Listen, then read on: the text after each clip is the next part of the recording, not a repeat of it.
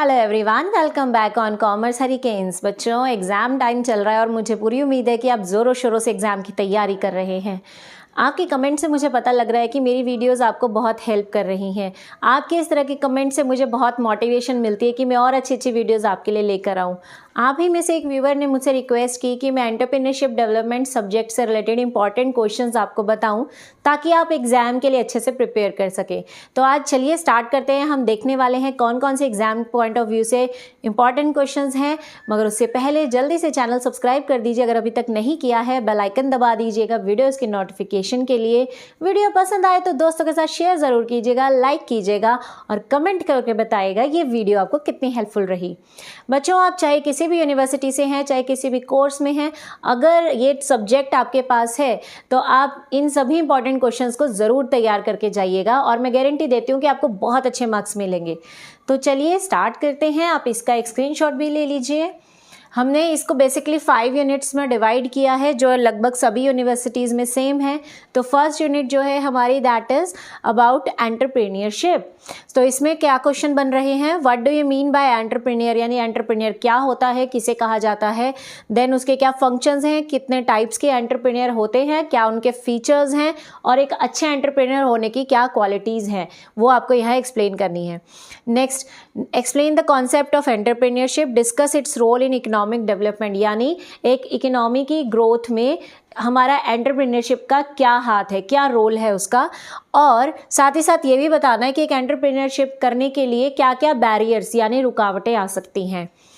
और ये टॉपिक भी आपको प्रिपेयर करना है जिसमें आप कहेंगे कि एंटरप्रेन्योरशिप को एज अ करियर क्यों चूज़ करना चाहिए, वो एज अ करियर अच्छा रहता है या नहीं, और क्या क्या फैक्टर्स हैं जिनकी वजह से आप इसको एज अ करियर चूज़ करना चाहते हैं।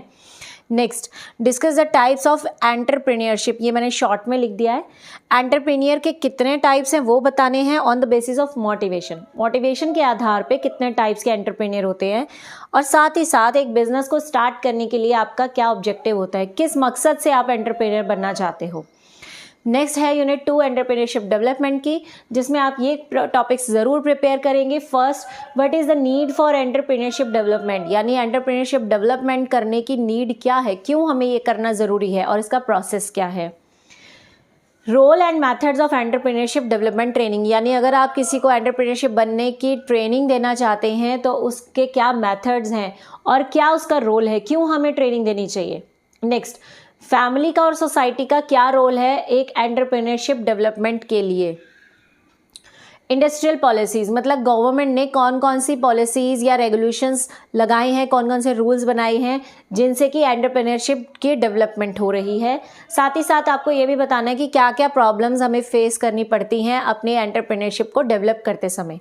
Next, what is international business, international business क्या होता है, क्या इसके फीचर्स हैं, ये क्यों ज़रूरी है, इंपॉर्टेंस बतानी है आपको, और साथ ही साथ इसको करते समय क्या प्रॉब्लम्स आती हैं वो भी डिस्कस करनी है।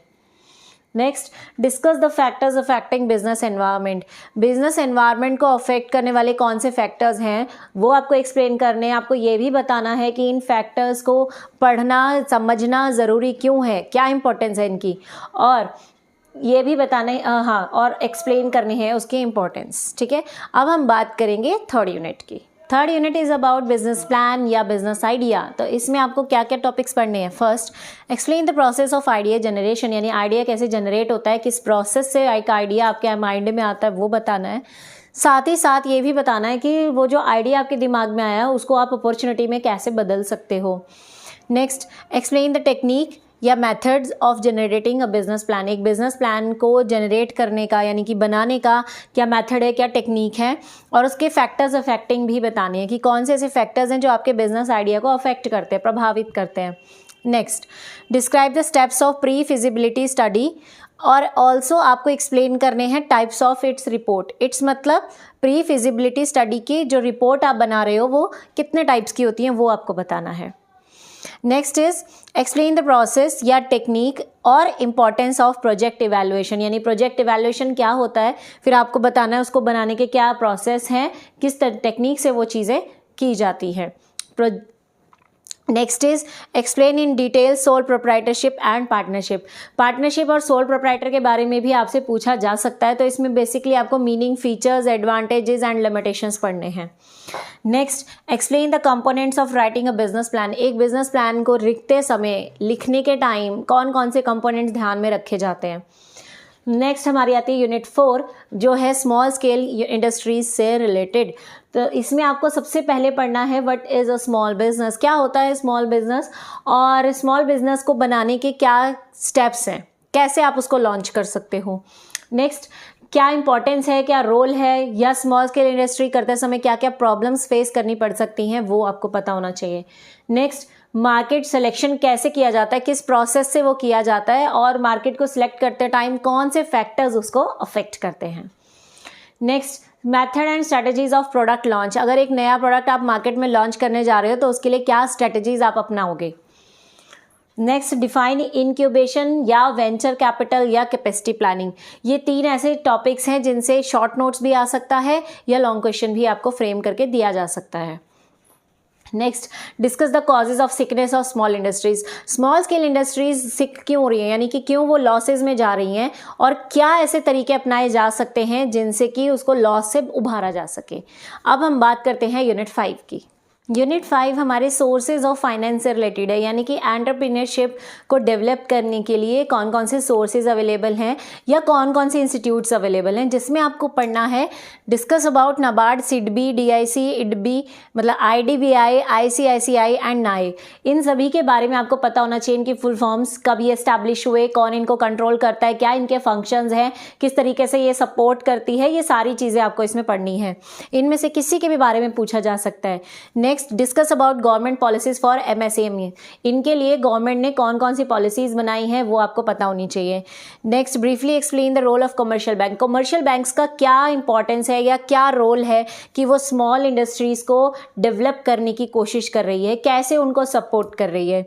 देन, कौन कौन से सोर्सेज ऑफ फंड हमारे पास अवेलेबल होते हैं अगर हम एक नया एजुकेशनल इंस्टीट्यूट खोलना चाहते हैं या कोई नया एंटरप्रेन्योरशिप खोलना चाहते हैं।